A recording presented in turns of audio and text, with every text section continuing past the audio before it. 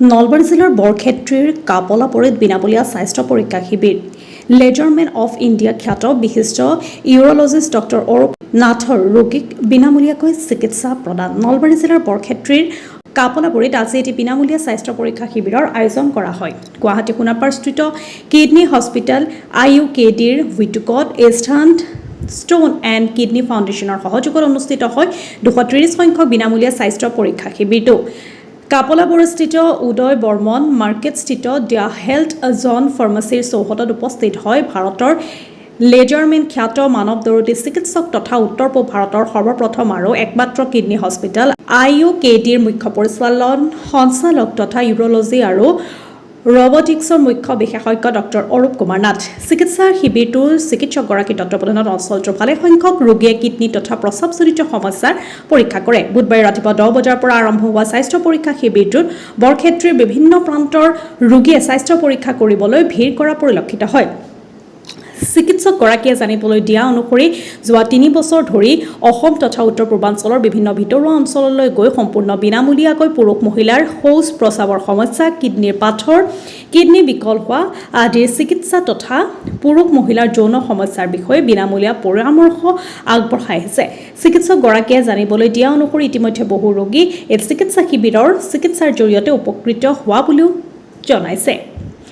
নলবাৰীৰ পৰা ৰিংকু ৰায় চৌধুৰীৰ ৰিপৰ্ট, নিভাজ অসম লাইভ। নমস্কাৰ, মই ডক্টৰ কুমাৰ নাথ, মুখ্য ইউৰলজি তথা ৰবটিক বিশেষজ্ঞ institute of urology and kidney disease Sonapur Guwahati. যোৱা 3 বছৰৰ পৰা আমি অসম তথা উত্তৰ পূৰ্বাঞ্চলৰ বিভিন্ন ভিতৰুৱা অঞ্চলত গৈ সম্পূৰ্ণ বিনামূলীয়াকৈ কিডনী তথা ইউৰলজি বিষয়ৰ বিভিন্ন ৰোগ যেনেকৈ কিডনীৰ পাথৰ, প্ৰস্টেট গ্ৰন্থিৰ সমস্যা, পুৰুষ আৰু মহিলাৰ প্ৰস্ৰাৱৰ সমস্যা, ইউৰলজিকেল কেঞ্চাৰ, কিডনী বিকল হোৱা তথা পুৰুষ আৰু মহিলাৰ যৌন সমস্যাৰ বিষয়ে আমি বিনামূলীয়া পৰামৰ্শ আগবঢ়াই আহিছো আৰু বহু হাজাৰ ৰোগী ইতিমধ্যে উপকৃত হৈছে। আৰু এই ৰোগী যিসকল আমি বিনামূলীয়াকৈ আমি চাওঁ, সেই ৰোগীসকল পিছত যদি আমাৰ কিডনী হস্পিটেল সোণাপুৰলৈ আহিব লাগে তেতিয়াহ'লে তেওঁলোকৰ পৰামৰ্শ তাতেও সম্পূৰ্ণ বিনামূলীয়া হোৱাৰ লগতে পৰীক্ষা নিৰীক্ষা আৰু ট্ৰিটমেণ্টত আমি কিছু ৰেহাইৰ ব্যৱস্থা কৰোঁ। আজি আমাৰ এই কাপলাবৰী আজি হেল্থজন ফাৰ্মত আমাৰ 230 নম্বৰ এনেধৰণৰ বিনামূলীয়া চিকিৎসা সেৱা শিবিৰ অনুষ্ঠিত হৈছে। যথেষ্ট সংখ্যক ৰোগী আহিছে আৰু আমাৰ উদ্দেশ্যটো এনেকুৱা যে ভিতৰুৱা অঞ্চলৰ ৰোগীসকল যিসকল আৰ্থিকভাৱে কিছু অনুন্নত বা যাতায়াতৰ অসুবিধা থাকে তেওঁলোকে যাতে আমাৰ যি ইউৰলজি তথা কিডনীৰ ছুপাৰ স্পেচিয়েলিটি বিষয়ৰ ট্ৰিটমেণ্টৰ পৰা বঞ্চিত নহয় বা যিসকল ৰোগী হয়তো আমাৰ এই যি এটা ইনফৰমেশ্যন নথকাৰ কাৰণে যিসকল ৰোগী হয়তো কেতিয়াবা অসমৰ বাহিৰলৈ গৈও বহুত পইচা পাতি খৰচ কৰিব লগা হয়, এই ৰোগীসকলক আমি ট্ৰিটমেণ্ট দিয়াৰ উদ্দেশ্যে এনেধৰণৰ বিভিন্ন কেম্প আমি কৰি গৈছিলো। অসম তথা উত্তৰ পূৰ্বাঞ্চলৰ বিভিন্ন ঠাইত কৰি আছে 34 নম্বৰ কেম্পটো আমি ইয়াতে অনুষ্ঠিত কৰিছো।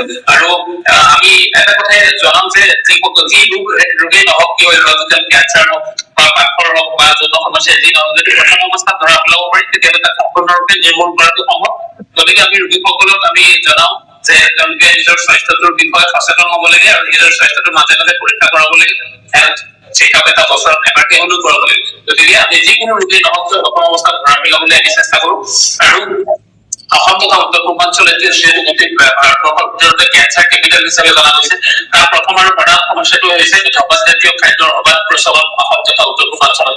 আমি যি ঠাইতে আহিছো সেই ঠাইতে আমি আমাৰ ৰোগীসকলক আমি জনাবলৈ চেষ্টা কৰিছো যে ধপাতজাতীয় খাদ্য যাতে নিজেও পৰিহাৰ কৰে আৰু পৰিয়াল তথা বন্ধুবৰ্গক বা উঠি অহা চামক যাতে ইয়াৰ পৰা আঁতৰি ৰাখিবলৈ আমি অনুপ্ৰাণিত কৰিব পাৰো।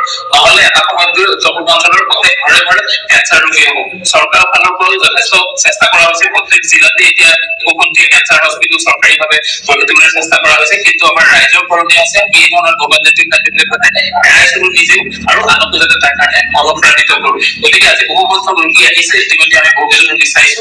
মই আশা কৰো যে যিসকল ৰোগী আহিছে তেওঁলোকক যাতে আমি কিছু পৰিমাণে অলপ সহায় কৰিব পাৰো আৰু যদি ভগৱানৰ আশীৰ্বাদ বা ৰাইজৰ সহায় সহযোগ থাকে তেতিয়াহ'লে আমি আগলৈও আমাৰ কিডনী হস্পিটেলৰ তৰফৰ পৰা এই ধৰণৰ বিনামূলীয়া চিকিৎসা সেৱা আমি আমাৰ ফালৰ পৰা অব্যাহত ৰাখিবলৈ চেষ্টা কৰিম। নমস্কাৰ, মই ডক্টৰ কুমাৰ নাথ, মুখ্য ইউৰলজি তথা ৰবটিক বিশেষজ্ঞ institute of urology and kidney disease Sonapur Guwahati. যোৱা 3 বছৰৰ পৰা আমি অসম তথা উত্তৰ পূৰ্বাঞ্চলৰ বিভিন্ন ভিতৰুৱা অঞ্চলত গৈ সম্পূৰ্ণ বিনামূলীয়াকৈ কিডনী তথা ইউৰলজি বিষয়ৰ বিভিন্ন ৰোগ যেনেকৈ কিডনিৰ পাথৰ, প্ৰস্টেট গ্ৰন্থিৰ সমস্যা, পুৰুষ আৰু মহিলাৰ প্ৰস্ৰাৱৰ সমস্যা, ইউৰলজিকেল কেঞ্চাৰ, কিডনি বিকল হোৱা তথা পুৰুষ আৰু মহিলাৰ যৌন সমস্যাৰ বিষয়ে আমি বিনামূলীয়া পৰামৰ্শ আগবঢ়াই আহিছিলোঁ আৰু বহু হাজাৰ ৰোগী ইতিমধ্যে উপকৃত হৈছে। আৰু এই ৰোগী যিসকল আমি বিনামূলীয়াকৈ আমি চাওঁ, সেই ৰোগীসকল পিছত যদি আমাৰ কিডনি হস্পিটেল সোণাপুৰলৈ আহিব লাগে, তেতিয়াহ'লে তেওঁলোকৰ পৰামৰ্শ তাতেও সম্পূৰ্ণ বিনামূলীয়া হোৱাৰ লগতে পৰীক্ষা নিৰীক্ষা আৰু ট্ৰিটমেণ্টত আমি কিছু ৰেহাইৰ ব্যৱস্থা কৰোঁ। আজি আমাৰ এই কাপলাবৰী মোকালমোৱাৰ কাপলাবৰীত আজি হেল্থ জোন ফাৰ্মত আমাৰ ৩২ নম্বৰ এনেধৰণৰ বিনামূলীয়া চিকিৎসা সেৱা শিবিৰ অনুষ্ঠিত হৈছে। যথেষ্ট সংখ্যক ৰোগী আহিছে আৰু আমাৰ উদ্দেশ্যটো এনেকুৱা যে ভিতৰুৱা অঞ্চলৰ ৰোগীসকল যিসকল আৰ্থিকভাৱে কিছু অনুন্নত বা যাতায়াতৰ অসুবিধা থাকে, তেওঁলোকে যাতে আমাৰ যি ইউৰলজি তথা কিডনিৰ ছুপাৰ স্পেচিয়েলিটি বিষয়ৰ ট্ৰিটমেণ্টৰ পৰা বঞ্চিত নহয় বা যিসকল ৰোগী হয়তো আমাৰ এই যি এটা ইনফৰ্মেশ্যন নথকাৰ কাৰণে যিসকল ৰোগী হয়তো কেতিয়াবা অসমৰ বাহিৰলৈ গৈও বহুত পইচা পাতি খৰচ কৰিব লগা হয়, এই ৰোগীসকলক আমি ট্ৰিটমেণ্ট দিয়াৰ উদ্দেশ্যে এনেধৰণৰ বিভিন্ন কেম্প আমি কৰি গৈছিলোঁ। অসম তথা উত্তৰ পূৰ্বাঞ্চলৰ বিভিন্ন ঠাইত কৰি আজি ৩২ নম্বৰৰ কেম্পটো আমি ইয়াতে অনুষ্ঠিত কৰিছোঁ। আৰু আমি এটা কথাই জনাওঁ যে যি ৰোগেই নহওক কিয়, ইউৰলজিকেল কেঞ্চাৰ হওক বা পাথৰ হওক বা যৌন সমস্যা যি নহওক, যদি প্ৰথম অৱস্থাত ধৰা পেলাব পাৰি তেতিয়াহ'লে তাক সম্পূৰ্ণৰূপে নিৰ্মূল কৰাটো সম্ভৱ।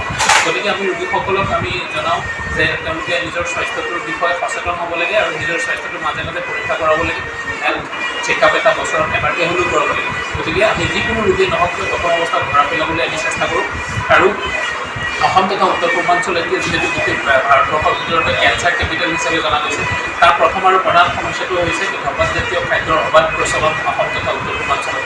আমি যি ঠাইতে আহিছোঁ সেই ঠাইতে আমি আমাৰ ৰোগীসকল আমি জনাবলৈ চেষ্টা কৰিছোঁ যে ধপাতজাতীয় খাদ্য যাতে নিজেও পৰিহাৰ কৰে আৰু পৰিয়াল তথা বন্ধুবৰ্গক বা উঠি অহা চামক যাতে ইয়াৰ পৰা আঁতৰি ৰাখিবলৈ আমি অনুপ্ৰাণিত কৰিব পাৰোঁ। নহ'লে এটা সময়ত গৈ উত্তৰ পূৰ্বাঞ্চলৰ প্ৰত্যেক ঘৰে ঘৰে কেঞ্চাৰ ৰোগী হ'ব। চৰকাৰৰ ফালৰ পৰাও যথেষ্ট চেষ্টা কৰা হৈছে। প্ৰত্যেক জিলাতে এতিয়া দুখনকৈ কেঞ্চাৰ হস্পিটেল চৰকাৰীভাৱে গঢ়ি তোলাৰ চেষ্টা কৰা হৈছে। কিন্তু আমাৰ ৰাইজৰ কৰণীয় আছে আমি এই ধৰণৰ ধপাতজাতীয় খাদ্যবিলাক যাতে এৰাই চলোঁ নিজেও আৰু আনকো যাতে তাৰ কাৰণে অনুপ্ৰাণিত কৰোঁ। গতিকে আজি বহু সংখ্যক ৰোগী আহিছে, ইতিমধ্যে আমি বহুকেইজন ৰোগী চাইছোঁ। মই আশা কৰোঁ যে যিসকল ৰোগী আহিছে তেওঁলোকক যাতে আমি কিছু পৰিমাণে হ'লেও সহায় কৰিব পাৰোঁ। আৰু যদি ভগৱানৰ আশীৰ্বাদ বা ৰাইজৰ সহায় সহযোগ থাকে তেতিয়াহ'লে আমি আগলৈও আমাৰ কিডনি হস্পিটেলৰ তৰফৰ পৰা এই ধৰণৰ বিনামূলীয়া চিকিৎসা সেৱা আমি আমাৰ ফালৰ পৰা অব্যাহত ৰাখিবলৈ চেষ্টা কৰিম।